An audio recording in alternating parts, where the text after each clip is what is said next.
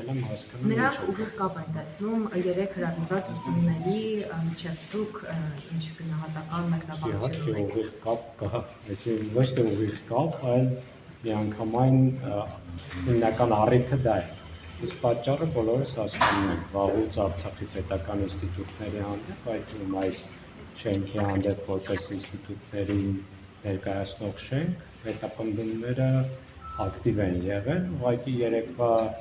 լսումները խորհրդարանական լրացուցիչ առիթ են եղել, որ պետք է նոր խուզարկություններ լինեն։ Բայց հայտնի չէ ինչ քրեական վարույթի շրջանակում։ Պարոն Բեկլարյան ավելի վաղ դատախազություն էր, շենքի հետ կապված ինչ-որ բանջներ ներկայացել, որտեղ հիմա ասած ինչ ճակատագիր է սպասվում Արցախի ներկայացության շենքի վերջո կհասնեն այդ վերնագրավանեք։ Եթե բավարար հանրային ճնշում չլինի, այսինքն խանգարող հանգամանք չլինի, իհարկե կհասնեն։ Չեք տեսնում, որ իրենք ինչ ուզում են դատարանները այդ ակտերն են ընդունում։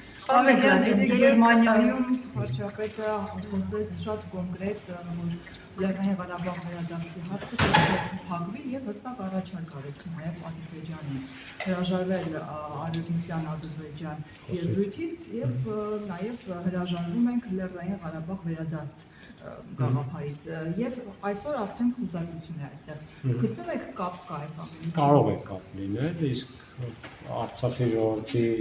վերադարձի իրավունքից հրաժարվելը չի կարող լինել Նիկոլ Փաշինյանը կամ ՀՀ վարչապետը։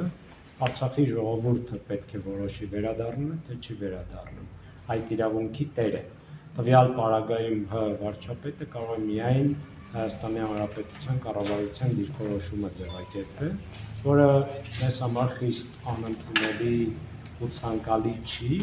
դատապարտելի է, որ Հայաստանի կառավարությունը նման դիրքորոշում ունի, ընդ որում իրավունքները վաճառքի է հանում, եւ երկրորդը հավասարության նշան է դնում Արցախի ժողովրդի վերադարձի ու ադրբեջանցիների ճակերտավոր վերադարձի միջև, որտեղ որևէ եզր չկա, այսպես ասեմ, ոչ պատճառների մասով, թե ով ինչպես է լքել իր տունը, ոչ փոխհատուցումների, ոչ ժամկետների, ոչ ծավալների եւ ոչ իրավական հիմքերի առումով։ Քիչ թե շատ կարող է քննարկելի լինել, համադրելի լինել ադրբեջանահայության վերադարձը եւ Հայաստանում ապրած ադրբեջանցիների վերադարձը, բայց քիչ թե շատ, որովհետեւ ադրբեջանահայությունը բռնի գաղթել է ցեղասպանական քաղաքականության հետևանքով, Հայաստանի ադրբեջանցիները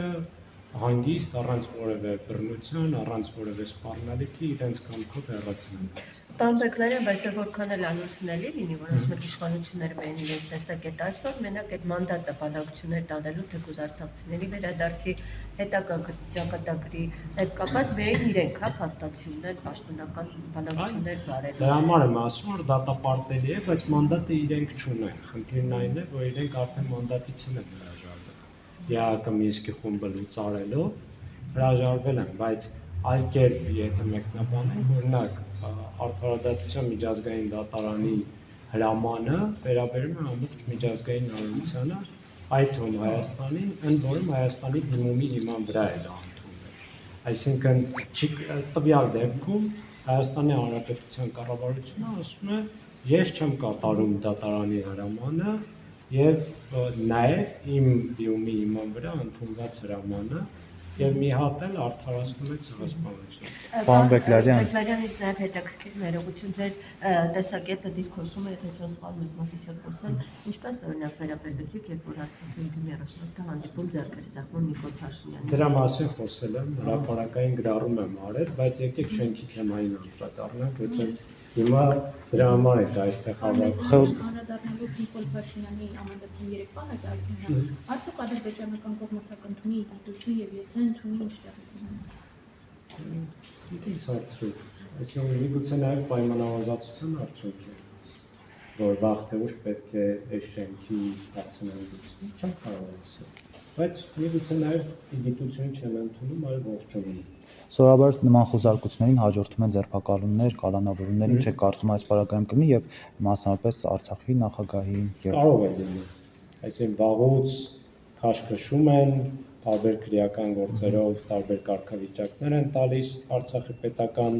պաշտոնյաներին, այդ թվում հիշում եք Դավիթ Գալստյանին տևական ժամանակ անհիմն ապօրինի կերպով